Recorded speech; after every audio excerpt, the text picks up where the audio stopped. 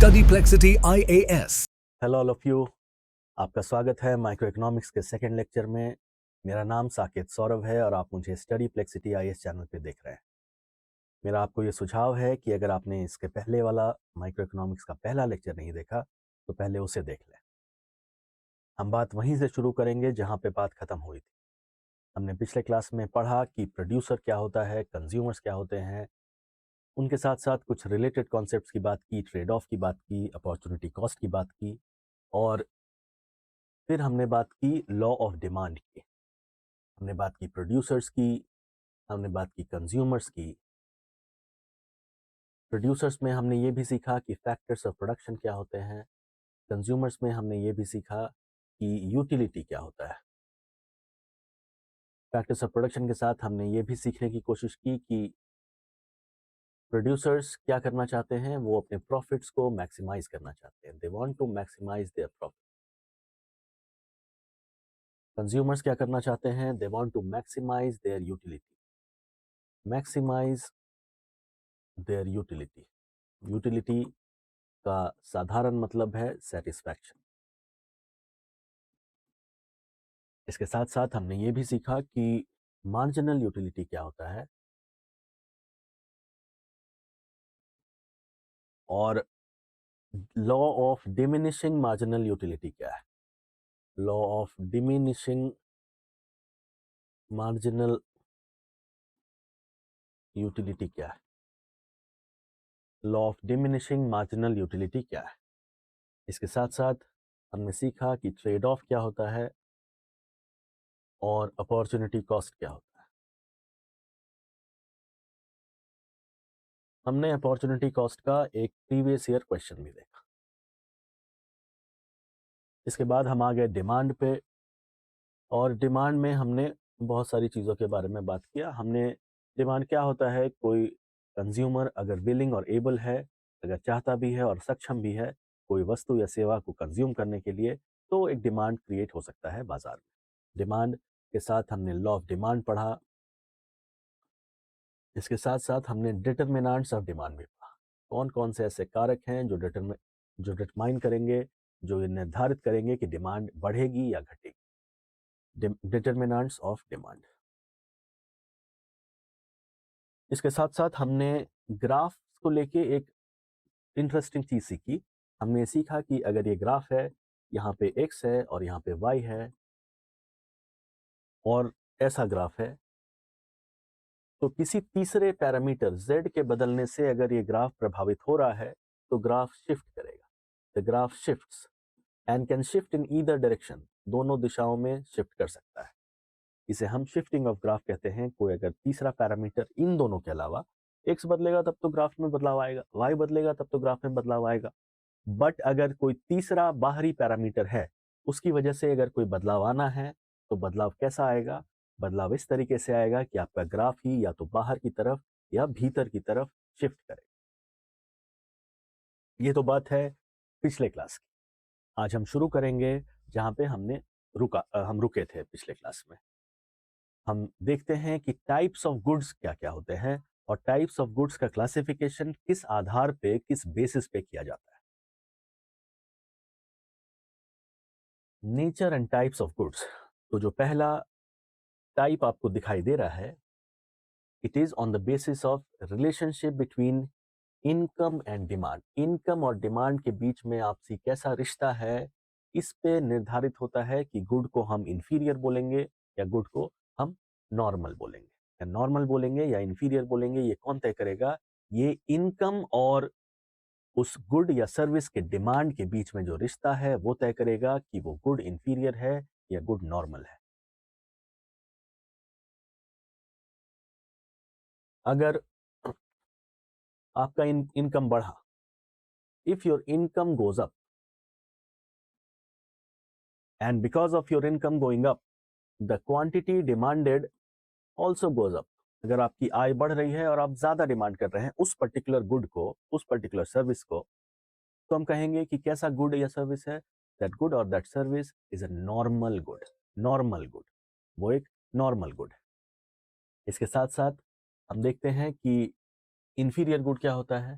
तो कोई ऐसा वस्तु जब इनकम बढ़े और उसकी डिमांड कम हो जाए, इनकम बढ़े और उसकी डिमांड कम हो जाए, ऐसे वस्तुओं को हम इंफीरियर गुड्स कहते हैं। आपकी आय बढ़ी और आपने उस पर्टिकुलर गुड का डिमांड कम कर दिया है। जब मैं आप बोलता हूं तो मैंने आपसे पहले भी कहा है, आपका मतलब एक समूह से है, एक कलेक्टिव से है, जो एक सर्टेन पैटर्न में बिहेव करता है। कंज्यूमर्स का एक समूह है जो कि एक तरीके से बिहेव। आगे बढ़ें, रिलेशनशिप विथ ईच अदर, आपसी कैसा रिश्ता है दोनों में। हो सकता है दो गुड हैं, एक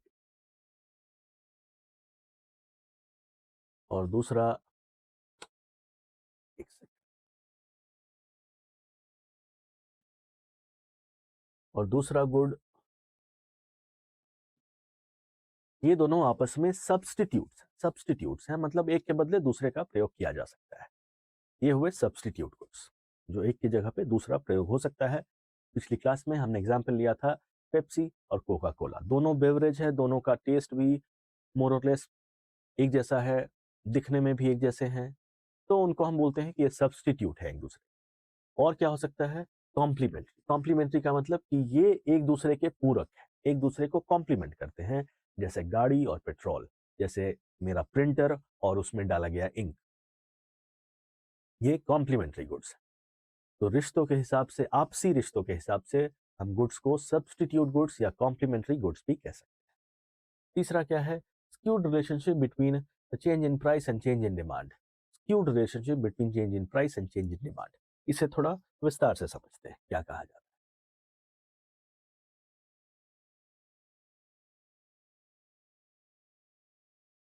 मान लेते हैं कि कोई, इसके बारे में बात हो रही है, कोई ग्राफ है जो कि डिमांड का ग्राफ है, जो कि ऐसा है, यहाँ पे क्वांटिटी डिमांडेड है, यहाँ पे प्राइस। अब प्राइस में बहुत बदलाव आया, प्राइस में बहुत बदलाव आया, कोई चीज 10 रुपए की बिकती थी, अब वो वस्तु 20 रुपए की बिकने लगी। लेकिन आपने ये देखा कि डिमांड में प्रोपोर्शनेट डिमांड नहीं, चेंज नहीं है, बदलाव नहीं है, डिमांड अभी भी मोर और लेस उतना ही है। आप क्या कह सकते हैं कि जरूर ये कोई ना कोई नेसेसरी गुड है, जरूर ये कोई ना कोई नेसेसरी गुड है, तभी प्राइस बढ़ने के बावजूद, despite of the prices going up, the demand is not falling. ये इतना जरूरी प्रोडक्ट है, इतना जरूरी गुड है कि प्राइसेस बढ़ने के बावजूद भी डिमांड में कोई बहुत ज्यादा बदलाव नहीं आ रहा है। ठीक है, अगर मैं ग्राफ बनाऊं, अगर मैं ग्राफ बनाऊं तो नेसेसरी गुड का ग्राफ कैसा बनना चाहिए, नेसेसरी गुड का ग्राफ क्या ऐसा बनना चाहिए, जरा गौर करें आप लोग। प्राइस, प्राइस यहाँ पे है, ज्यादा है प्राइस, और प्राइस, प्राइस यहाँ है, और क्वांटिटी डिमांडेड यहाँ है। इस प्राइस पे ये क्वांटिटी डिमांड की जा रही है। कहाँ पे मैं पॉइंट बनाऊंगा, अब प्राइस बढ़ गया, यही लिख लेते हैं, ये 10 रुपए का था, ये 20 रुपए का हो गया। तो जब प्राइस बढ़ा तो क्वांटिटी डिमांडेड घटनी चाहिए थी उसी हिसाब से, लेकिन नहीं घट रही है, क्वांटिटी डिमांडेड अभी भी लगभग यही है। पॉइंट कहाँ आएगा, जब मैं इन दोनों बिंदुओं को जोड़ूंगा तो मुझे ऐसा ग्राफ मिलता है। जब मैं इन दोनों बिंदुओं को जोड़ता हूं, एक सीधा लाइन यूज कर लिया जाए ताकि आपको समझने में आसानी हो।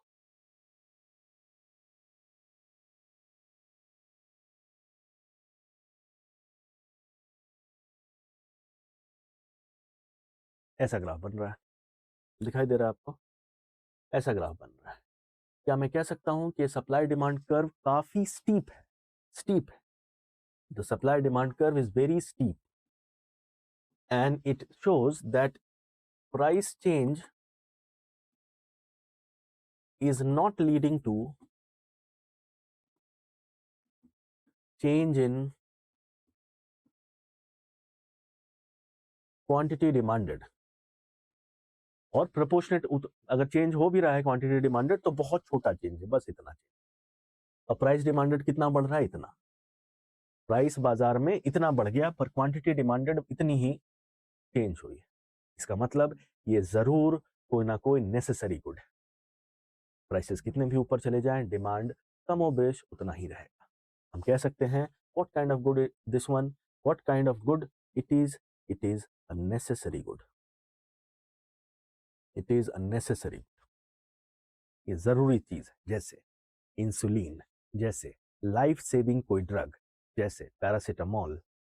ऐसे वस्तुएं आप अगर प्राइसेस ज़्यादा बढ़ भी जाएं फिर भी ये इतनी ज़रूरी है कि क्वांटिटी डिमांडेड बहुत ज़्यादा कम नहीं हो सकती। आगे बढ़े। दूसरा क्या है? लग्जरी। मैं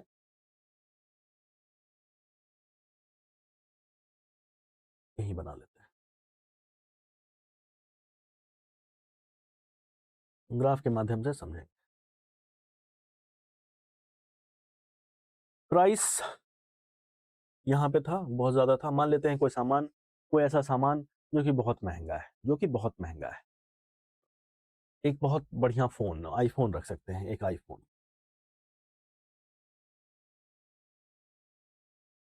तो प्राइस यहाँ पे था, या कोई इलेक्ट्रॉनिक गैजेट, कोई भी इलेक्ट्रॉनिक गैजेट आप दिमाग में सोच लें, 1 लाख रुपए का था वो, 1 lakh rupees. And the quantity that was demanded was 10, 10 ही लोग खरीद सकते थे, तो क्वांटिटी डिमांडेड था 10। साफ बनाए, 1 लाख रुपए का प्रोडक्ट है and the quantity demanded was something. अब किसी दिन उसमें सेल आ गया, दिवाली का सेल, दशहरा का सेल, न्यू ईयर का सेल, क्रिसमस का सेल, ईद का सेल, कोई भी सेल आया और इसकी कीमत 1 लाख से घट के 90,000 हो गई। ये एक लग्जरी प्रोडक्ट है क्योंकि ये बहुत महंगा है। आप देखेंगे कि लग्जरी प्रोडक्ट्स में जैसे ही ये 10,000 की कीमत इसमें कम हुई, आपने ये देखा भी होगा कि दिवाली के Amazon festive cell, Flipkart big billion sale, ऐसे सेल पे ये प्रोडक्ट्स कितने बिकते हैं। क्वांटिटी डिमांडेड यहाँ आ जाए। जब ये प्राइस था तो क्वांटिटी डिमांडेड वाज दिस, जब ये प्राइस हुआ तो क्वांटिटी डिमांडेड कम्स हियर। अगर मैं इसका ग्राफ बनाने की कोशिश करूं तो मुझे ये ग्राफ ऐसा दिखेगा। सीधा लाइन ले ले। अगर मैं ग्राफ बनाने की कोशिश करूं तो ग्राफ मुझे ऐसा, can you see this? This is a very gentle graph, gentle curve, बहुत जेंटल स्लोप है इसका। तो अगर आपको ऐसा कर्व मिले कभी तो कैसा कर्व है ये? It's a very gentle curve, gentle curve. इसका मतलब क्या है? The even if the price change, a small price change is leading to a large change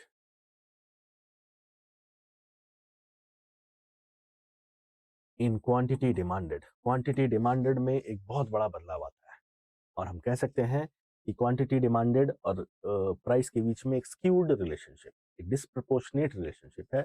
ऐसे कौन से प्रोडक्ट्स हैं जहां पे ऐसी ऐसी चीजें होती हैं?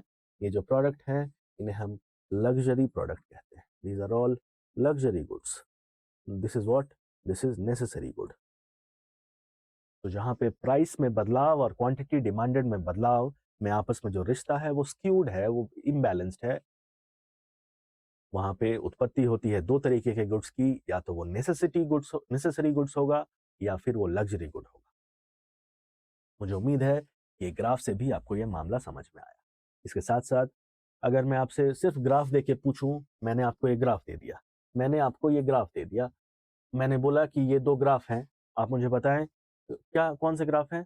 डिमांड के ग्राफ है। तो यहाँ पे क्वांटिटी डिमांडेड लिखा है, यहाँ पे प्राइस लिखा है। एक ग्राफ ऐसा है और दूसरा ग्राफ ऐसा है।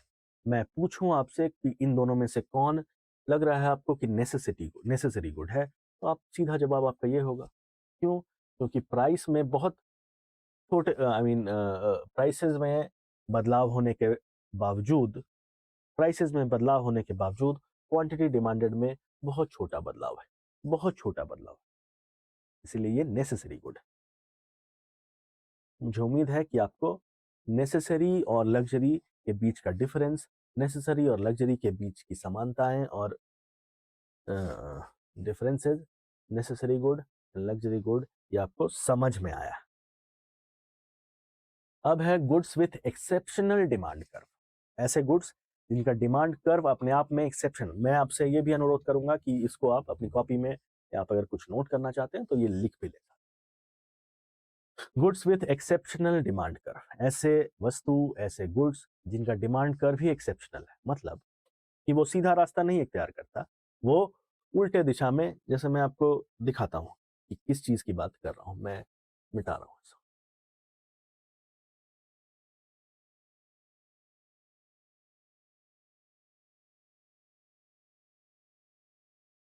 एक मान लेते हैं कि क्वांटिटी डिमांडेड और प्राइस, क्वांटिटी डिमांडेड और प्राइस, यहाँ पे क्वांटिटी डिमांडेड प्राइस। अगर मैं आपसे बोलूं कि क्वांटिटी डिमांडेड और प्राइस के बीच में ऐसा रिश्ता होने लगे, मतलब अगर प्राइस बढ़ रहा है तो क्वांटिटी डिमांडेड भी आगे जा रही है, क्वांटिटी डिमांडेड भी आगे जा रही है, तो हम कह सकते हैं कि एक्सेप्शनल कर्व है, मतलब बाकियों से अलग है, बाकियों से अलग है। क्यों? क्योंकि डिमांड तो ये कहता है कि प्राइस और डिमांड ऐसा होता है, जब प्राइसेस बढ़ते हैं तो डिमांड कम होता है, लेकिन यहाँ पे आप क्या देख रहे हैं कि प्राइस के बढ़ने के साथ डिमांड भी बढ़ रहा है, डिमांड भी बढ़ रहा है। ठीक है, दो तरीके के ऐसे गुड्स हैं। एक तो ऐसे गुड्स जो आपका स्टेटस सिंबल है सोसाइटी में कि अच्छा ये महंगी चीज है, महंगी चीज है। गोल्ड का प्राइस तो बढ़ रहा है तो डिमांड भी तो बढ़ रहा है। कुछ ऐसी गाड़ियां हैं, रोल्स रॉयस, प्राइसेस बढ़ रही है, डिमांड बढ़ रहा है, because they are all status symbol. तो जब वो प्राइसेस बढ़ेंगे तो डिमांड भी बढ़ेगा, क्योंकि जो लोग सक्षम है उस चीज को खरीदने के लिए वो दौड़ लगाएंगे कि हाँ भाई ये सामान अगर मेरे पास हो तो समाज में मेरा एक स्टेटस होगा कि हाँ इनके पास इतना महंगा सामान है। जो पहले तरीके के गुड्स हैं उन्हें हम बोलते हैं वेबलेन गुड्स, वेबलेन गुड्स। और जो दूसरा है उसे हम कहते हैं गिफन गुड्स। तो पहला तो हमने देख लिया, दूसरा देखते हैं Veblen, Giffen goods, Giffen goods. इसे समझते हैं थोड़े विस्तार में कि अब चलो ये तो ऐसे गुड्स हैं जो कि स्टेटस सिंबल है,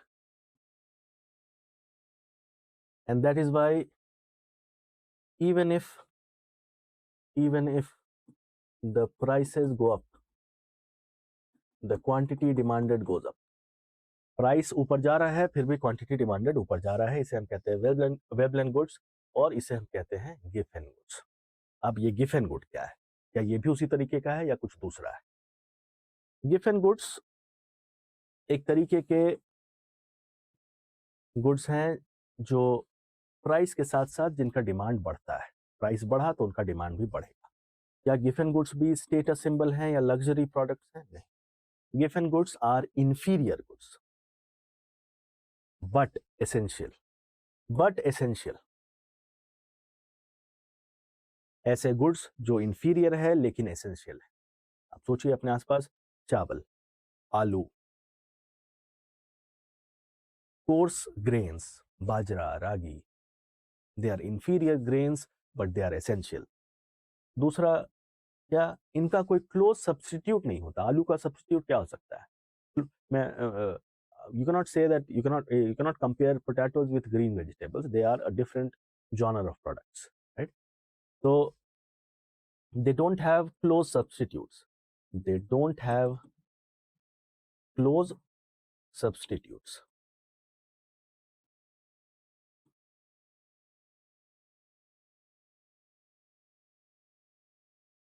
क्या होता है गिफन और कैसे? आप अब आपको ये कंफ्यूजन हो सकता है, इसीलिए बहुत ध्यान से इसको समझेंगे हम लोग कि इंफीरियर है, इंफीरियर गुड है, तो भाई लोग क्यों ज्यादा खरीद रहे हैं इसको? अब प्राइस बढ़ रहा है तो लोग ज्यादा खरीद रहे हैं। प्राइस बढ़ने से क्या हो रहा है? यहाँ पे प्राइस के बढ़ने से क्वांटिटी डिमांडेड भी बढ़ रहा है। वही ये ग्राफ दिखाता है, this is quantity demanded, this is. इसको समझेंगे कैसे, क्यों? मैं एक टेबल बनाता हूं और उस टेबल में मैं कुछ आइटम्स लिखूंगा। प्राइस, प्राइस, क्वांटिटी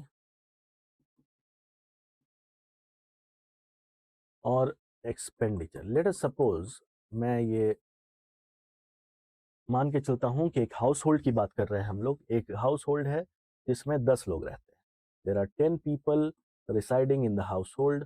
और इनका एग्जाम्पल लेके हम समझेंगे कि गिफ्ट एंड गुड्स क्या होते हैं।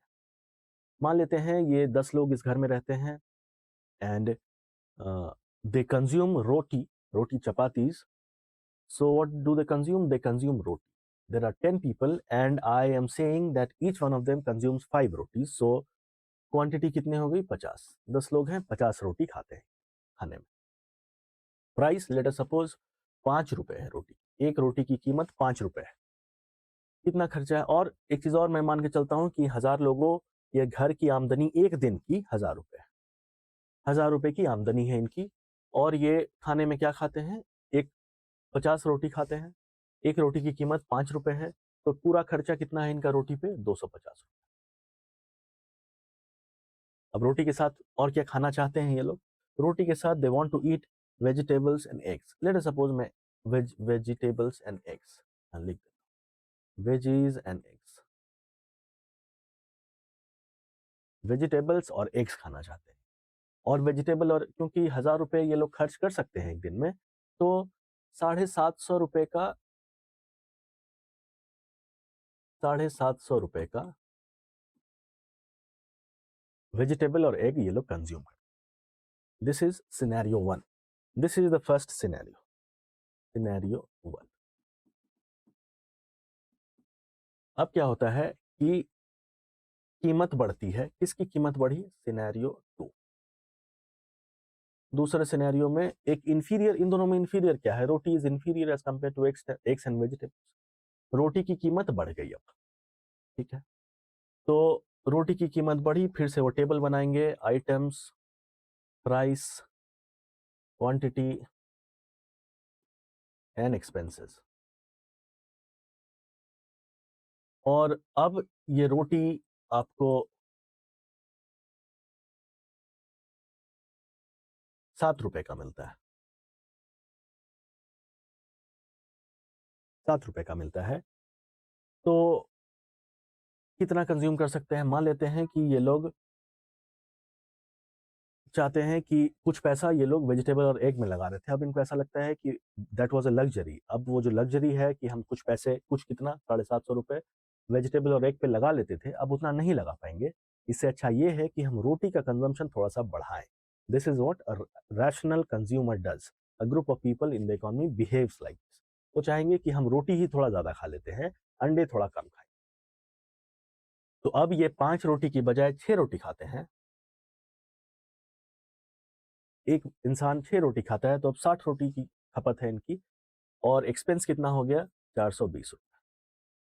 420 रुपये। वेज और एग में कितना खर्चा करेंगे ये? वेज और एग में कितना खर्चा करेंगे? वेज एंड एग्स, क्योंकि इनके पास 1000 ही रुपए हैं, 420 रुपये तो आपने यहीं लगा दिए, तो यहाँ पे बस आप 580 रुपये लगा सकते हैं। फाइव। क्या आपने एक चीज गौर की? क्या आपने ये देखा कि क्या आपने ये देखा कि ये रोटी जो कि एक इंफीरियर प्रोडक्ट है, रोटी जो कि एक इंफीरियर प्रोडक्ट है, रोटी की कीमत बढ़ी है पर रोटी का डिमांड बढ़ा है। इसके बावजूद कि रोटी की कीमत बढ़ गई 5 रुपए से 7 रुपए, रोटी का डिमांड बढ़ा है। If I plot the price and demand of this roti, quantity demanded और what of roti, price of what of the roti. Price बढ़ा, प्राइस 5 रुपए था, क्वांटिटी डिमांडेड 50 था।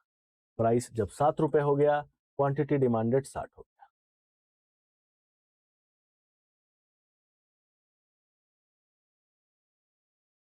क्या आपने समझा कि जब प्राइस बढ़ा तो इस पर्टिकुलर प्रोडक्ट का डिमांड भी बढ़ गया? क्या ये लग्जरी प्रोडक्ट है? बिल्कुल नहीं। पर क्या ये एसेंशियल है? बिल्कुल। क्या ये इंफीरियर है? हाँ, इसके कंपैरिजन में तो है। What is Giffen good? Giffen good is an inferior good but an essential good and it has no close substitute. हमने देखा Veblen goods and Giffen goods. Veblen का मतलब वो लग्जरी प्रोडक्ट है, प्राइस बढ़ेगा तो मैं ज्यादा खरीदूंगा, या अगर मैं सक्षम हूं तो, क्योंकि वो खरीदने से मेरे स्टेटस में चार चांद लग जाएंगे। ये गिफेन क्या है? ये इंफीरियर है लेकिन इतना एसेंशियल है कि मुझे दूसरे के हिस्से को कटौती करके, को काट के इससे ज्यादा कंज्यूम करना पड़ता है अगर इसके प्राइसेस बढ़ते हैं। मुझे उम्मीद है कि आप सब ने टाइप्स ऑफ गुड्स, ये जो टाइप्स ऑफ गुड हमने सीखा, देखा, ये चार तरीके के गुड्स हैं, इनके बारे में समझ लिया। On the basis of income and demand you have normal and inferior good relationship with each other. आपसी रिश्ते में सब्स्टिट्यूट या कॉम्प्लीमेंट्री स्क्यूड रिलेशनशिप अगर है, प्राइसेस बहुत बढ़ रहे हैं, डिमांड में कोई बदलाव नहीं आ रहा है, डिमांड जो घटना चाहिए था वो नहीं घट रहा है, प्राइस बढ़े तो बढ़े, नेसेसरी गुड, नेसेसरी गुड। दूसरा, प्राइस अगर थोड़ा सा भी कम होता है, डिमांड अचानक से बहुत बढ़ जाता है, ये लग्जरी गुड की निशानी है। क्योंकि लग्जरी गुड वाले लोग, आपने देखा होगा, आपने बहुत सारी चीजें अपने बैग में ऐड करके, शॉपिंग कार्ट में ऐड करके रखा है कि जिस दिन भी इसके प्राइस में थोड़ा सा नीचे आया, you will jump and by that product. Luxury goods.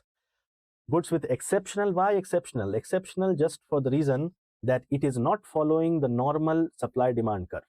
It is not following, इसमें मैं exceptional क्यों लिख रहा हूं बार बार? ये exceptional ऐसा क्या है इसमें? It is why? Because it is not following the normal curve, it is following this kind of curve. इसमें क्या हो रहा है? प्राइस बढ़े तो क्वांटिटी डिमांडेड भी बढ़े। These are exceptional goods in the market. मुझे उम्मीद है कि आपने ये समझ लिया है।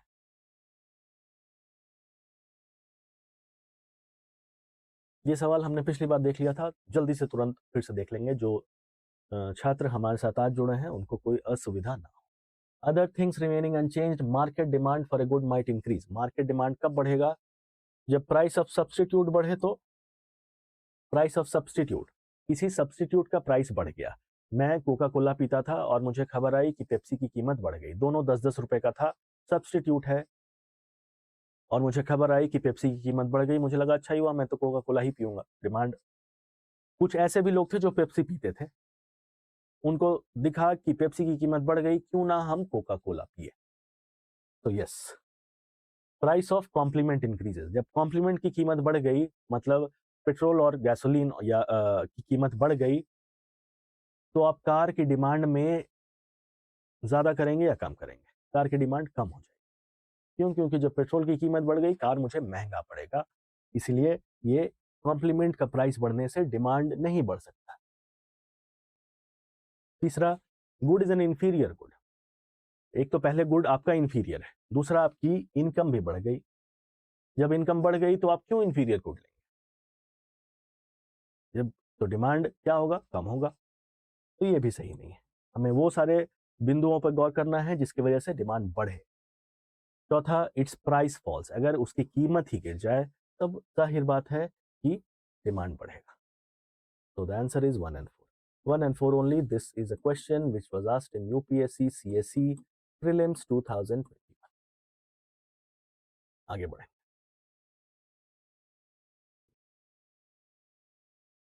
इलास्टिसिटी। इलास्टिसिटी क्या होता है? हिंदी में इसे लोचशीलता कहते हैं। हिंदी में वी कॉल इट लोच या लोचशीलता।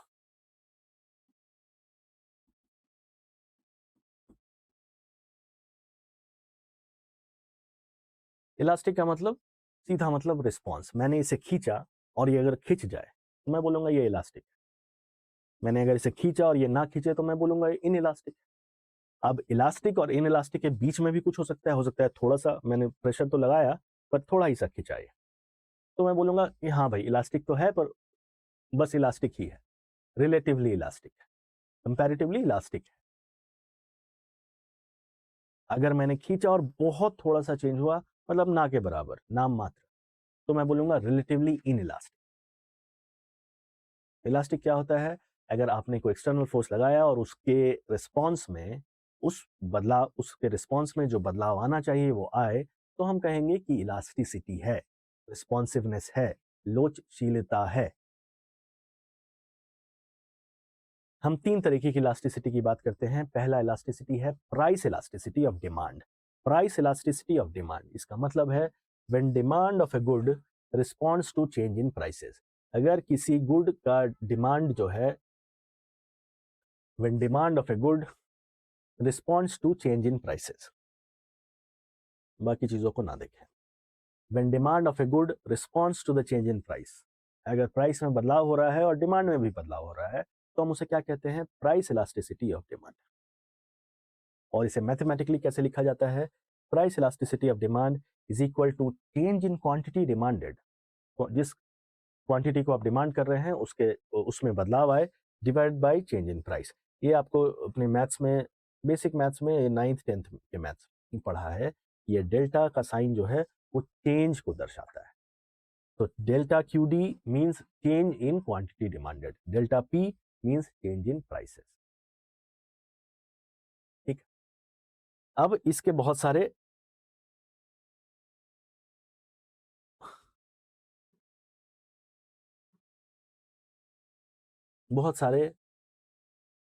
अलग अलग प्रकार हो सकते हैं प्राइस इलास्टिसिटी ऑफ डिमांड। हो सकता है कि प्राइस में तो बदलाव आ रहा है पर क्वांटिटी डिमांडेड में बिल्कुल ही बदलाव ना आए।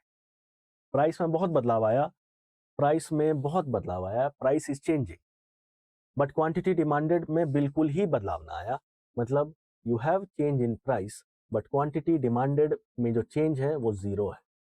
अगर ऐसा सिचुएशन हो तो हम क्या कह सकते हैं? हम कह सकते हैं कि price elasticity of demand is zero. और किस तरीके का प्रोडक्ट है ये? प्राइसेस बहुत बढ़े या बहुत घटे, क्वांटिटी डिमांडेड में कोई बदलाव नहीं आ रहा है। ये इस तरीके के प्रोडक्ट हैं जिन्हें हम इन इलास्टिक, जैसे मैंने इसको खींचा कोई बदलाव नहीं आया, तो बोलूंगा इन इलास्टिक है ये। उसी तरीके से प्राइस में तो बदलाव है, ये डेल्टा दर्शा रहा है कि बदलाव है, क्वांटिटी डिमांडेड में जीरो बदलाव है। तो मैं क्या कह सकता हूं? ये कौन से गुड्स की बात हो रही है? Inelastic goods. They are inelastic goods. और इन इलास्टिक गुड का प्राइस इलास्टिसिटी क्या होता है? जीरो। तो प्राइस इलास्टिसिटी ऑफ डिमांड होता है zero in elastic goods. Example के तौर पे क्या सोच सकते हैं हम लोग? सोचिए।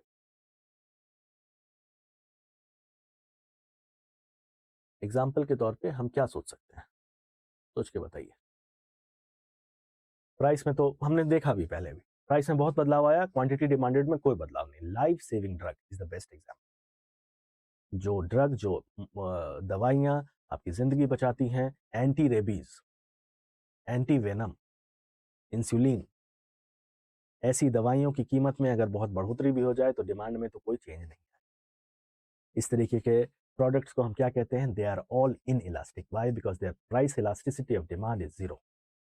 प्राइस में चाहे जो मर्जी कर लें, डिमांड में कोई बदलाव नहीं है। What can be the example? Life saving drugs.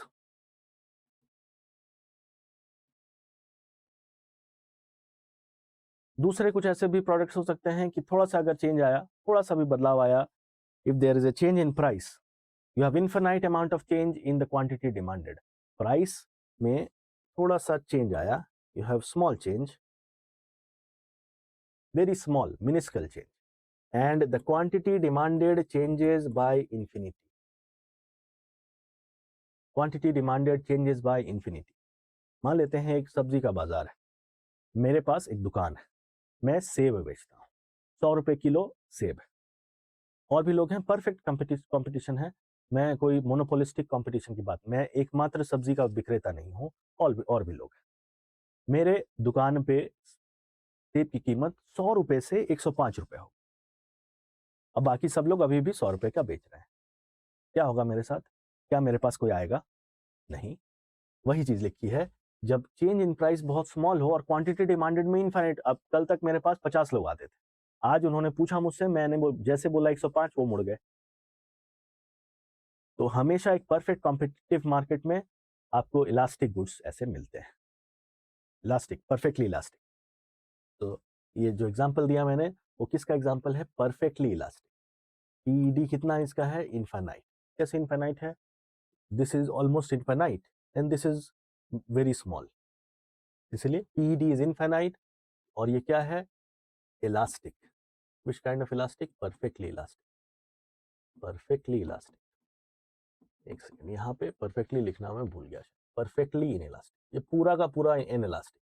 आप चाहे मर्जी जो करें, क्वांटिटी डिमांडेड में कोई बदलाव नहीं। तीसरा, यूनिटरी। मान लेते हैं कि क्वांटिटी प्राइस में कुछ बदलाव आया x, क्वांटिटी डिमांडेड में भी उतना ही बदलाव आया x, तो ये दोनों कितना आ जाएगा? 1। जब PED बराबर 1 हो जाए, इसका मतलब प्राइस इलास्टिसिटी ऑफ डिमांड 1 है। जिस अनुपात में प्राइस में बदलाव आ रहा है, बिल्कुल उसी अनुपात में क्वांटिटी डिमांडेड में बदलाव आए, उसे हम कहते हैं यूनिटरी इलास्टिक।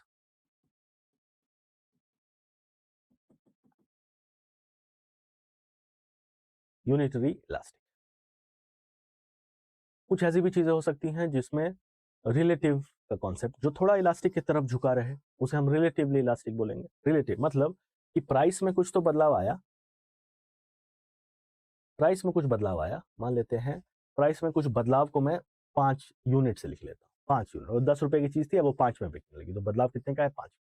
क्वांटिटी में बदलाव ज्यादा उस अनुपात में आया, पहले 10 सामान खरीदते थे लोग, अब वो 50 सामान खरीदने लगे, तो बदलाव कितने का आया? 40। जब ऐसा अनुपात बने तो प्राइस इलास्टिसिटी ऑफ डिमांड कैसा होगा? Will be greater than 1, and this kind of product is known as relatively elastic. Elastic जैसा बिहेव कर रहा है, इलास्टिक जैसा बिहेव कर रहा है। छोटा प्राइस का चेंज डिमांड में बहुत। क्या आपको याद है कि हम किन की बात, ऐसे प्रोडक्ट्स को हमने देखा है प्राइस में छोटा सा चेंज, डिमांड बहुत बढ़ गया?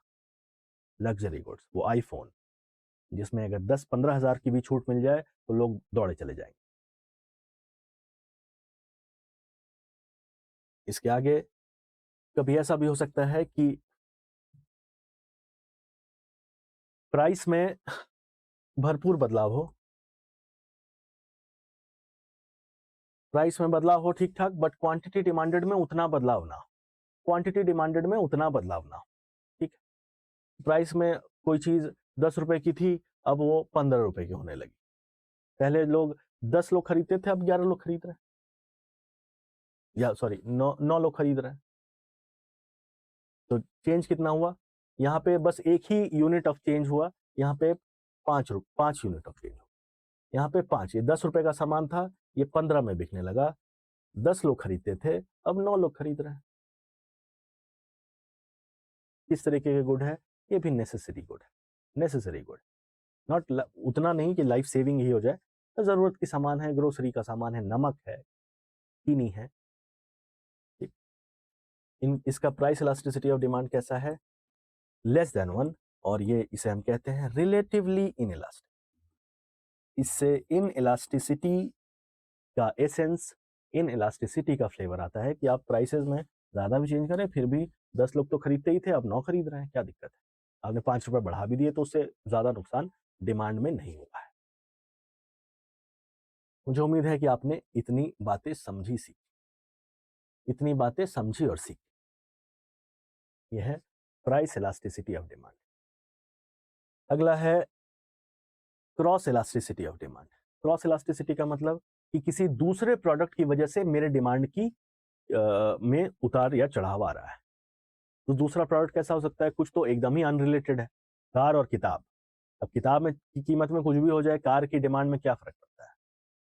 लेकिन कुछ ऐसे प्रोडक्ट्स होते हैं जो रिलेटेड होते हैं, जिसे हम सब्स्टिट्यूट प्रोडक्ट, जिसे हम सब्स्टिट्यूट कहते हैं, या कॉम्प्लीमेंट्री कहते हैं। कॉम्प्लीमेंट्री।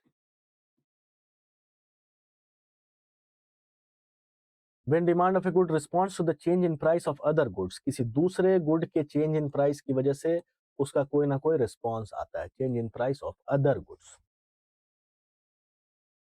और क्रॉस इलास्टिसिटी ऑफ डिमांड क्या होता है?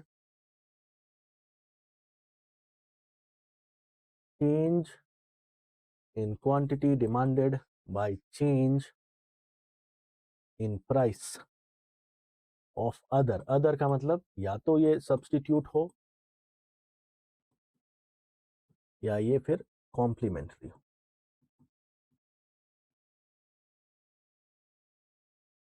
देखते हैं कैसे बिहेव करता है ये। मान लेते हैं कि सब्स्टिट्यूट प्रोडक्ट, पहले सब्स्टिट्यूट को ले लेते हैं, पहले हम सब्स्टिट्यूट की बात कर लेते हैं। First substitute, if the price of substitute goes up, और हम निकाल रहे हैं क्या, cross elasticity of demand, change in quantity demanded, substitute change in price goes up, price of substitute goes up. तो सब्स्टिट्यूट का जब प्राइस बढ़ेगा तो आपके प्राइम, आप वही पेप्सी और कोका कोला का एग्जांपल दिमाग में रख सकते हैं। सब्स्टिट्यूट के प्राइसेस बढ़ गए, पेप्सी की कीमत बढ़ गई, demand of Coca Cola will go in what direction, demand भी बढ़ेगा कोका कोला का कि सब्स्टिट्यूट तो महंगा है तो यही पियो भाई। जो लोग पेप्सी पी रहे थे वो कोका कोला पे आ गए। तो चेंज, तो क्वांटिटी डिमांडेड लिखता हूं मैं, क्वांटिटी डिमांडेड ऑफ द, ये किसकी बात कर रहा हूं ऊपर में, प्राइमरी प्रोडक्ट, ये नीचे सब्स्टिट्यूट की बात कर रहा हूं। प्राइमरी वो प्रोडक्ट जिसके बारे में केंद्र पे जो प्रोडक्ट है, सब्स्टिट्यूट की कीमत बढ़ गई, ये है पेप्सी, ये है कोका कोला, मैं यही पीता हूँ, ये मेरा प्राइमरी प्रोडक्ट है। पेप्सी की कीमत बढ़ गई, मेरा डिमांड भी बढ़ जाएगा, दोनों सेम तरीके से बढ़ रहा है, मतलब ये भी ऊपर पॉजिटिव, ये भी ऊपर पॉजिटिव, नीचे positive. So when the cross elasticity of demand is positive, positive by positive is positive, this is basic math. Positive by positive is positive. If the cross elasticity of demand is positive, what we can say that the good is a substitute good. Positive कब होता है, substitute good के case. Complementary में क्या होगा देखें जल्दी से, कॉम्प्लीमेंट्री, कॉम्प्लीमेंट्री के प्राइसेस बढ़ गए, price of complementary goes up, complementary की कीमतें बढ़ गई तो क्या होगा, पेट्रोल की कीमतें बढ़ गई तो कार जो कि मेरा प्राइमरी प्रोडक्ट है इसकी डिमांड नीचे चली जाएगी। Quantity demanded of primary product, primary का मतलब जिसको मैं ध्यान में रख के चल रहा हूँ, प्राइमरी प्रोडक्ट गोज डाउन, मतलब ऊपर का जो चेंज है वो विपरीत दिशा में है। पहले आप 10 खरीदते थे, अब आप 9 ही खरीद रहे हैं, 9 ही गाड़ियां बिक रही हैं बाजार में। नीचे पहले कीमतें 100 रुपये थी पेट्रोल की, अब 110 रुपये हो गया। इसीलिए ऊपर क्या है, मैंने ये इसलिए लिख दिया क्योंकि बहुत लोगों को पॉजिटिव नेगेटिव में अगर कंफ्यूजन हो तो ये देखें, ऊपर नेगेटिव नीचे पॉजिटिव, मतलब ये नेगेटिव। अगर cross elasticity of demand, if cross elasticity of demand is negative, what you can infer, what you can conclude that we are talking about complementary goods, complementary goods। वापस चलेंगे इस diagram में और यहाँ पे लिख देंगे इसको, क्या लिखेंगे, लिखेंगे XED इज नेगेटिव, या पहले पॉजिटिव लिख देते हैं, XED इज नेगेटिव, पॉजिटिव किसके केस में, सब्स्टिट्यूट गुड्स, नेगेटिव किसके केस में, कॉम्प्लीमेंट्री गुड्स। और XED क्या जीरो भी हो सकता है, जीरो का मतलब आपसी कोई तालमेल है ही नहीं, तो अनरिलेटेड गुड्स जो हैं, किताब और कार अनरिलेटेड हैं, इसमें जब अनरिलेटेड हो गुड तो cross elasticity of demand zero होता है। आगे देखते हैं, इसके आगे है income elasticity of demand, income elasticity of demand, when demand of a good responds to change in the income, आपकी आय में अगर बदलाव हो रहा है और उसकी वजह से किसी गुड के डिमांड में बदलाव आए तो हम उसे इनकम इलास्टिसिटी ऑफ डिमांड कहते हैं। When demand of a good responds to change in income, change in quantity demanded by change in income, इसे भी समझते हैं। इनकम इलास्टिसिटी ऑफ डिमांड, बहुत बार इसे लोग YED भी लिखते हैं, कंफ्यूज नहीं होना, इनकम इलास्टिसिटी ऑफ डिमांड की बात हो रही है, is equal to change in quantity demanded by change in income. अब बात करेंगे, पहले बात कर लेते हैं इंफीरियर गुड्स की, इंफीरियर गुड्स की। इंफीरियर गुड में क्या होता है, जब इनकम बढ़ता है, when the income goes up, the quantity demanded quantity demanded comes down, मतलब ये चेंज कैसा है, ये नेगेटिव चेंज। तो I will say this is negative, this is positive. Negative change का मतलब आप समझ रहे हैं, मेरा आपसे ऐसा उम्मीद है मेरी आपसे कि आप ये समझते हैं। ये इनकम बढ़ा, मतलब मैं 1000 रुपए कमाता था, चेंज इन इनकम। मैं 1000 रुपए कमाता था इनिशियली, अब मैं कितना कमाता हूँ, 1200। मैं सड़क किनारे एक प्लेट मोमो खाता था या 2 प्लेट खा लेता था हर दिन शाम में। पहले मैं 2 प्लेट खाता था, अब मुझे ऐसा लग रहा है कि मैं 200 रुपए एक्स्ट्रा कमाता हूँ, तो मैं एक ही खाता हूँ, कुछ और भी खा लेते हैं बेहतर इससे। पहले 2 प्लेट खाता था, अब एक। फाइनल हमेशा चेंज कैसे लिखते हैं, फाइनल माइनस इनिशियल। तो ये है आपका फाइनल, ये है इनिशियल। पहले कितना खाते थे भाई, पहले 2 प्लेट खा लेते थे, भूख भी होती थी, पैसे भी कम होते थे, तो 2 प्लेट खा लेते। अब 1 प्लेट खा। पहले कितना कमाते थे, 1000 रुपए कमाते थे, अब कितना कमाते हैं, 1200 रुपए कमाते। इसी वजह से ये कैसा है, नेगेटिव, ये कैसा है, पॉजिटिव। इंफीरियर गुड के केस में income elasticity of demand is negative. Inferior goods के केस में income elasticity of demand is negative. अगर हम नॉर्मल गुड्स की बात करें, और नॉर्मल में भी 2 तरीके के गुड्स की बात करें, necessity goods, necessary goods, necessary goods. Necessary goods की बात करें तो क्या होगा, इनकम, चेंज इन इनकम, यहाँ ऐसे भी लिख रहे हैं, change in income, change in quantity demand, और यहाँ पे क्वांटिटी डिमांडेड। इनकम बढ़ा तो जो नेसेसरी गुड्स है वो मैं ज्यादा लूंगा, मैं ग्रोसरी ज्यादा लूंगा, फल फ्रूट विटामिन दूध एग्स वेजिटेबल्स ज्यादा लूंगा, क्वांटिटी डिमांडेड भी बढ़ेगा। पॉजिटिव आएगा, बिल्कुल पॉजिटिव आएगा, बिल्कुल पॉजिटिव आएगा। लेकिन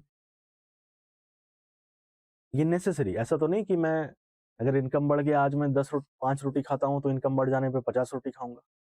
ऐसा तो नहीं कि मुझे एक पैरासीटामॉल की जरूरत पड़ती है, इनकम, मेरी सैलरीज बढ़ गई तो मैं एक पैरासीटामॉल की जगह 10 खा लूंगा। तो ये बढ़ेगा तो जरूर, लेकिन इतना ही बढ़ेगा कि 1 से 0 पॉजिटिव रहेगा, but this will always be between 0 and 1, 0 and 1। लेकिन अगर मैं लग्जरी गुड्स की बात, अगर मैं लग्जरी गुड्स की बात करूं तो डिस्प्रपोर्शनेट इंक्रीज होता है। अगर आपका इनकम बढ़ा तो quantity demanded in the market goes up and goes beyond 1, goes beyond 1। आपकी इनकम में जिस प्रपोर्शन में इनकम इंक्रीज हुआ है, उससे ज्यादा प्रपोर्शन में क्वांटिटी इंक्रीज होता है। इसका मतलब ये पॉजिटिव तो रहेगा ही वेरी ऑब्वियसली, नेगेटिव सिर्फ इंफीरियर के केस में है। पॉजिटिव के साथ साथ ये 1 से ऊपर चला जाएगा, this will be more than 1। ये 1 है, इससे ज्यादा हो जाएगा। अगर हम नंबर लाइन पे बनाए तो हम इसको ऐसे बना सकते हैं, इनकम इलास्टिसिटी ऑफ डिमांड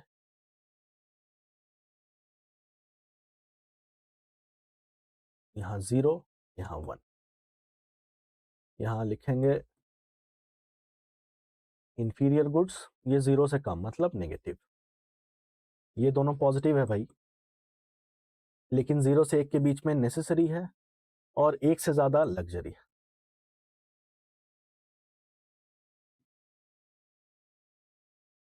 कोई कंफ्यूजन ना हो, 1 से ज्यादा लग्जरी है, 0 से 1 नेसेसरी है, 0 से कम या नेगेटिव में इंफीरियर है। मुझे उम्मीद है कि आपने ये बात भी समझ ली।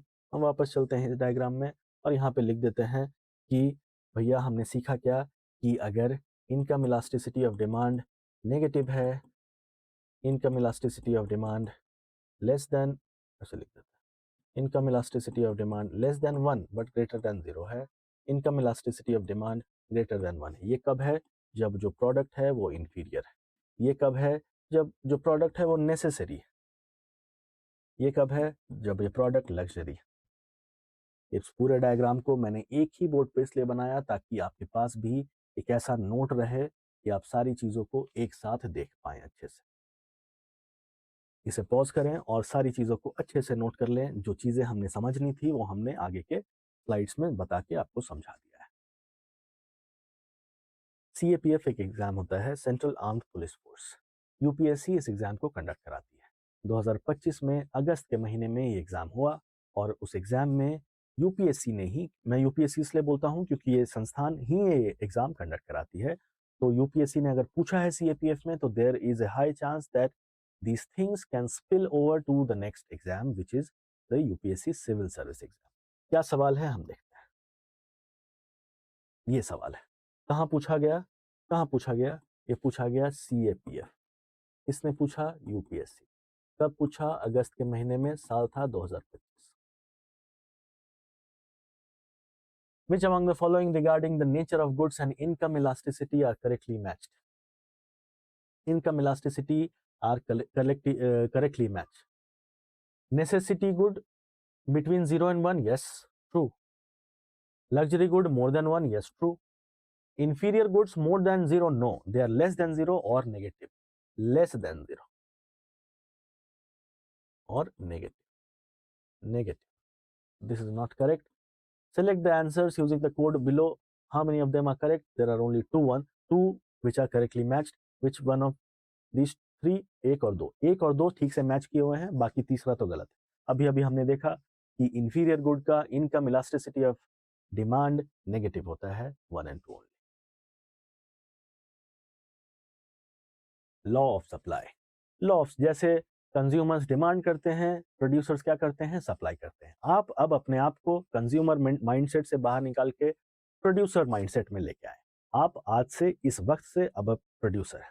अब प्रोड्यूसर हैं, अगर कीमतें बढ़ रही हैं, क्या आप ज़्यादा सप्लाई करेंगे या नहीं? आपका धर्म है, आपकी मंशा है, आपकी आशा है, आपका ऑब्जेक्टिव है, आपका मोटिव है to maximise your own profit. आप अपने प्रॉफिट्स को मैक्सिमाइज करना चाहते हैं और इसीलिए आप ज़्यादा सप्लाई करेंगे। If the price of the product goes up, the supplies also go up. The quantity supplied responds directly to the prices. जैसे जैसे प्राइस बढ़े वैसे वैसे क्वांटिटी सप्लाइड बढ़े। This is what is known as law of supply. Law of supply क्या कहता है? Assuming all other factors to be constant, the quantity supplied of a good varies directly with prices. जैसे जैसे price बढ़ता है उसी दिशा में क्वांटिटी सप्लाइड बढ़ता है। अगर ऐसी बात है तो ग्राफ कैसा बनेगा? ऐसा बने। एक डायरेक्ट रिलेशनशिप। सप्लाई क्या होता है? Quantity of a good that producers are willing and able to sell at a given price. जो प्रोड्यूसर की बात होगी। सप्लाई कौन करता है? कंज्यूमर्स तो नहीं, प्रोड्यूसर्स। ग्राफ कैसा बनेगा? ऐसा। हमने बहुत चीजें, we have built a foundation. जब फाउंडेशन मजबूत हो तो ये सारी चीजें अब बहुत आसान है। फिर क्या हम सीखेंगे? वही चीज कि सप्लाई के डिटर्मिनेंट्स क्या क्या है। डिटर्मिनेंट्स ऑफ सप्लाई, कौन कौन सी ऐसी चीजें हैं जो सप्लाई को इंपैक्ट करती हैं।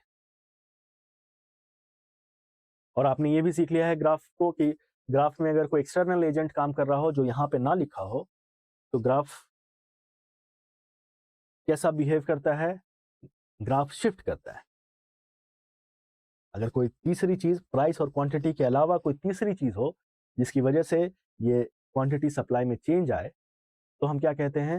हम क्या करते हैं? इस ग्राफ को ही शिफ्ट करते हैं। अगर क्वांटिटी सप्लाइड कम होगा तो ग्राफ इनवर्ड या इधर शिफ्ट करेगा। अगर ग्राफ इधर क्वांटिटी सप्लाइड बढ़ेगा तो ग्राफ इधर शिफ्ट करेगा। डिटर्मिनेंट्स ऑफ सप्लाई, प्राइस की वजह से सप्लाई में कमी बेसी चीजें होती हैं। Cost of factors of production, अगर फैक्टर्स ऑफ प्रोडक्शन की कीमतें ही बढ़ गई, जो आपने लैंड लिया उसकी कीमत बढ़ गई, जो लेबर लगाया उसकी कीमत बढ़ गई, जो कैपिटल इन्वेस्ट किया उसकी कीमत बढ़ गई, या आपके अपने प्रॉफिट के जो बाउंड्रीज थे वो बढ़ गए, तो क्या होगा? सप्लाईज इफेक्ट करेंगे। प्राइस ऑफ रिलेटेड में वही सब्स्टिट्यूट और कॉम्प्लीमेंट्री। स्टेट ऑफ टेक्नोलॉजी बढ़ेगी तो सप्लाईज बढ़ेगा, घटेगी तो सप्लाईज घटेगा। फ्यूचर एक्सपेक्टेशन, मार्केट का साइज, सरकार का इंटरवेंशन। सरकार दो तरीके से इंटरवीन करती है, या तो प्रोड्यूसर्स को सब्सिडी देके या प्रोड्यूसर्स पे टैक्सेस लगा। आइए देखते हैं ये क्या है। If price changes movement will be along the graph. अगर प्राइस में बदलाव हो रहा है तो ये ग्राफ के अक्रॉस ही मूवमेंट होगा। लेकिन अगर कोई और फैक्टर चेंज हो रहा है तो ग्राफ क्या होगा? या इधर शिफ्ट करेगा। This is what we have already understood.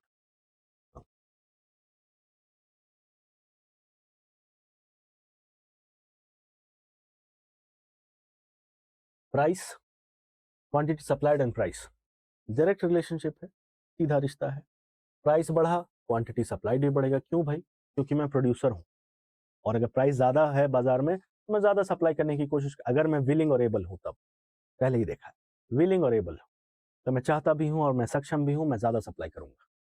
Demand होगा या नहीं, क्या डिमांड ना हुआ तो वो सारी चीज़ें नहीं सोचनी है, क्योंकि बाकी सारी चीज़ों को हमने अभी के लिए कांस्टेंट रखा है। डिमांड इनफाइनाइट डिमांड सोच के चले आप, डिमांड बहुत है। आप सप्लाई के बारे में बात करें, सप्लाई, प्राइस बढ़ेगा, सप्लाई बढ़ेगा। Cost of factor of production बताइए, अब तो पूरा मैदान आपका है। आप खुद ये बता सकते हैं कि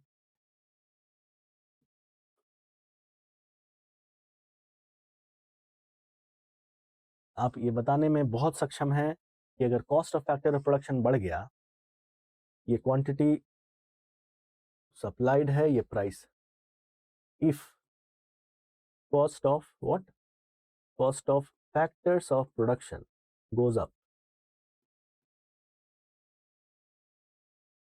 मतलब आपको चीजें अब महंगी पड़ रही हैं, महंगी पड़ रही हैं, तो क्या आप उस प्राइस पे ज्यादा चीजें दे पाओगे? नहीं। अगर कीमतें फिक्स कर दी हैं, है बाजार में 100 रुपए, क्या आप उस प्राइस पे ज्यादा चीजें दे पाओगे? नहीं। उस प्राइस पे आपका सप्लाई जो है वो घट जाएगा, सप्लाई घट जाएगा और कहाँ आएगा? यहाँ। अगर cost, if cost of factors of production decreases, आपको चीजें सस्ती मिल रही हैं, बाजार में 100 रुपए में बिक ही रहा है, पहले 70 रुपए लागत थे, अब 50 रुपए लागत है, तो अब ज्यादा प्रोड्यूस करोगे क्योंकि प्रॉफिट मैक्सिमाइज किया जाएगा। उस समय आपका ये सप्लाई का जो कर्व है वो कहाँ जाएगा? वो बाहर की तरफ जाएगा, इधर।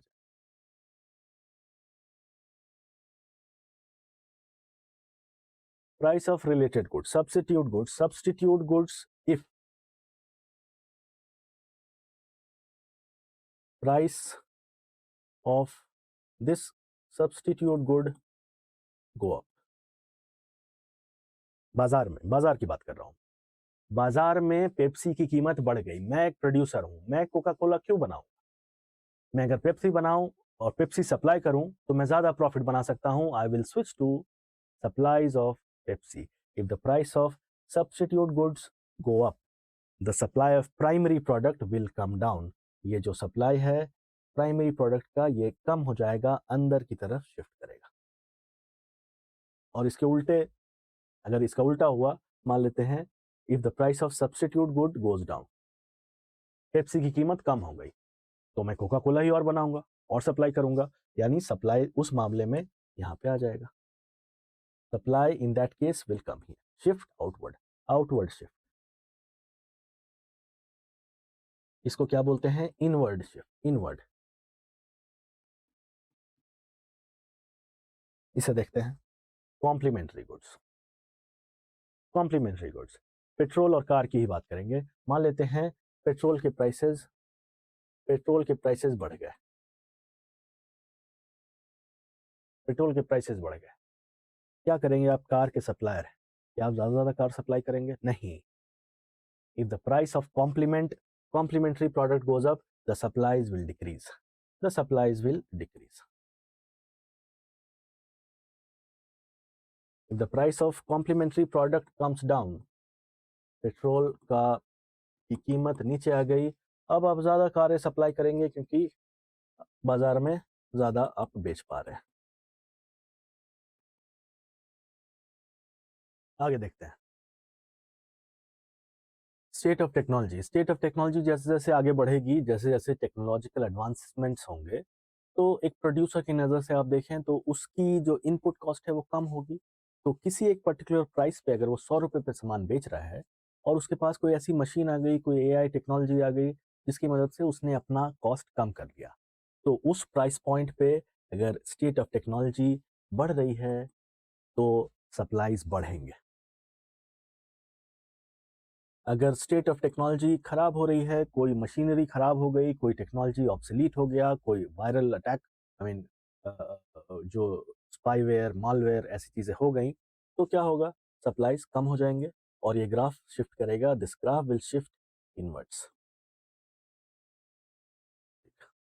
आगे बढ़ें और देखेंगे फ्यूचर का एक्सपेक्टेशन। अगर सप्लायर्स को ऐसा लगता है कि फ्यूचर में इस प्रोडक्ट का कीमत बढ़ने वाला है, तो वो सप्लाईज अभी के लिए काट देंगे। वो सप्लाई 10 दिन के बाद करेंगे जब उसका प्राइस बढ़ेगा। जब प्राइसेस बढ़ेंगे तभी सप्लाई करेंगे, तो ज़्यादा प्रॉफिट बनाएंगे। तो फ्यूचर एक्सपेक्टेशन अगर है कि आगे प्राइसेस बढ़ेंगी तो अभी सप्लाईज कम हो जाएगा, अभी सप्लाई कम हो जाएगा। अगर फ्यूचर में ऐसा लगता है कि प्राइसेस घटेंगी तो अभी सप्लाई कर दो भाई, जो मुनाफा कमाना है कमा लो, क्योंकि आगे तो प्राइसेस घटने वाली। मुझे उम्मीद है कि आपको ये सारी बातें समझ में आ रही। मार्केट का साइज बढ़ेगा मतलब ज़्यादा कंज्यूमर्स है मार्केट में, जितना सप्लाई करोगे उतना मुनाफा कमाओगे, उतने प्रॉफिट्स बनाओगे। So if the market size goes up, the supply go up. If the market size comes down, the supply will also come down.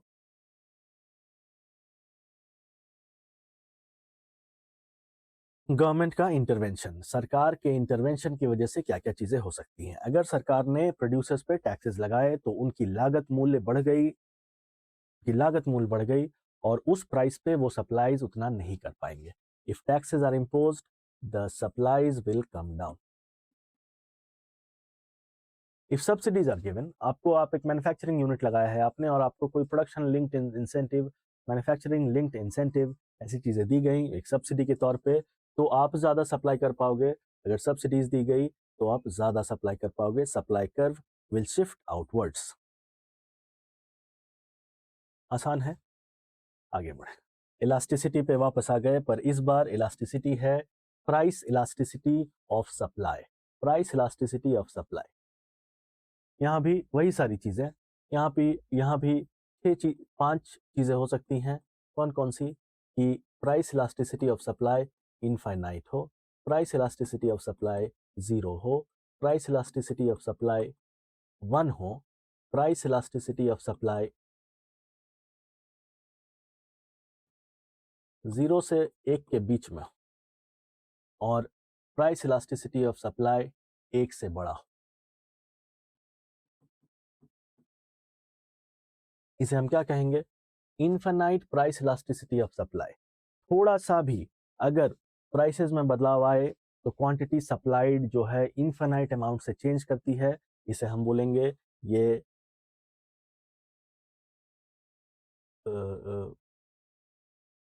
Perfectly elastic, perfect elastic market.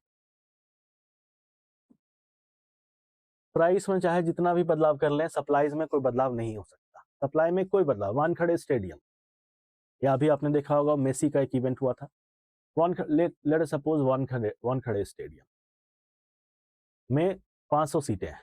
अगर एक seat की कीमत 1000 रुपए है तो 500 लोग आ सकते हैं, क्योंकि मैक्सिमम कैपेसिटी। अगर एक सीट की कीमत 5 लाख हो जाए तो क्या 500 की जगह 5 लाख लोग तो नहीं आ जाएंगे, क्योंकि जितनी कैपेसिटी उतनी ही आ सकते हैं। तो सप्लाईज कांस्टेंट हो जाते हैं, सप्लाई बिल्कुल नहीं बदलता, उसे हम बोलते हैं परफेक्टली इनइलास्टिक।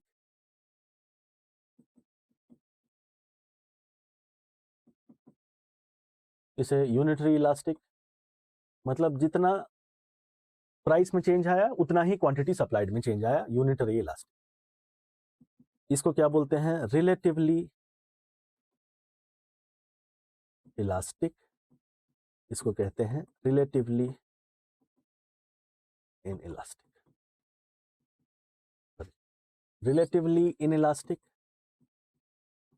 ज्यादा इन इलास्टिक है, मतलब प्राइस में चेंज तो आ रहा है पर क्वांटिटी सप्लाइड में उतना चेंज नहीं आ पा रहा। Relatively elastic. यहां आएंगे तो सब्स्टिट्यूट और कॉम्प्लीमेंट्री की बात हो रही है। प्राइस चेंज, सब्स्टिट्यूट का प्राइस चेंज हो रहा है, सब्स्टिट्यूट का मान लेते हैं प्राइस बढ़ गया, तो जो पहला जो प्राइमरी गुड है उसके सप्लाईज में क्या होगा? उसका सप्लाई जो है वो नीचे चला जाएगा। क्यों? क्योंकि आप प्रोड्यूसर हैं, आप भी जंप करेंगे सब्स्टिट्यूट पे, वही प्रोड्यूस करते हैं वही सप्लाई करते हैं, ज्यादा मुनाफा कमाएंगे। इसका मतलब ऊपर नेगेटिव नीचे पॉजिटिव, कुल मिला के नेगेटिव। नेगेटिव कब होगा ये? जब सब्स्टिट्यूट गुड की बात होगी, सब्स्टिट्यूट गुड की बात होगी।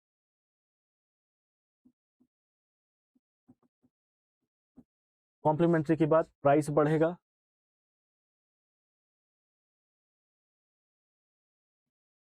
सप्लाईज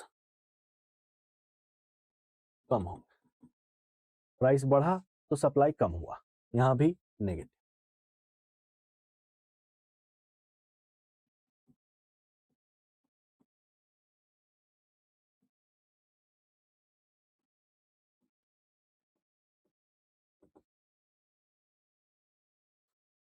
यहाँ पे when supply of a good changes in response to consumer income, consumer के इनकम की वजह से तीन तरीके के सिनेरियोज हो सकते हैं। इंफीरियर गुड्स के सप्लाई में क्या चेंज आएगा, कंज्यूमर का इनकम बढ़ गया, अब इंफीरियर गुड का सप्लाई क्या होगा, कम हो जाएगा, inferior good negative. Normal good, consumer का इनकम बढ़ गया, थोड़ा बढ़ा देते हैं, क्योंकि जब इनकम बढ़ा है तो कंजम्पशन तो बढ़ेगा ही, पॉजिटिव। लग्जरी गुड, कंज्यूमर का इनकम बढ़ा है, लग्जरी गुड का प्रोडक्शन का सप्लाई बढ़ाया जाए, क्योंकि ये बहुत बढ़िया पॉजिटिव होने वाला है, एक से बाहर जाने वाला है, एक से ज्यादा होने वाला है इनकम इलास्टिसिटी ऑफ सप्लाई। मुझे उम्मीद है कि आपने ये सारी बातें समझी, सीखी, और हम अब एक पोजीशन में हैं कि हम सप्लाई और डिमांड को अच्छे से समझ सकते हैं, डिमांड और सप्लाई को अच्छे से समझ सकते हैं। अगली क्लास में जब हम मिलेंगे तो डिमांड और सप्लाई को एक ही ग्राफ पे बना के देखेंगे कि ऐसा डिमांड और ऐसा सप्लाई, ये डिमांड, ये सप्लाई है और ये डिमांड है, यहाँ क्वांटिटी, यहाँ प्राइस, और आपको समझ में आएगा कि सप्लाई डिमांड कर्व क्या होता है। हम इससे और भी चीज़ें कैसे सीख सकते हैं, और इस कॉन्सेप्ट को मैक्रो इकोनॉमिक्स में लगा के अलग अलग चीज़ें, डॉलर की कीमतें क्यों बढ़ रही हैं, डॉलर के सप्लाई और डिमांड में क्या मिसमैच है, $1 85 से 90 कैसे आ गया, फूड ग्रेन्स की कीमतों में क्या बदलाव आता है जब एमएसपी लगाई जाती है, जब गवर्नमेंट का प्रोक्योरमेंट होता है, ये सारी चीज़ें हम इससे सीख सकते हैं। मुझे उम्मीद है कि आपने ये 2 क्लासेस माइक्रो इकोनॉमिक्स के अच्छे से किए हैं। अगले 1-2 क्लासेस में हम माइक्रो इकोनॉमिक्स को ख़त्म करेंगे, और ये हमें एक सॉलिड फाउंडेशन देगा जिसकी मदद से हम मैक्रो इकोनॉमिक्स के कठिन से कठिन, जटिल से जटिल, डिफ़िकल्ट से डिफ़िकल्ट चीज़ों को आसानी से समझ पाएंगे। धन्यवाद।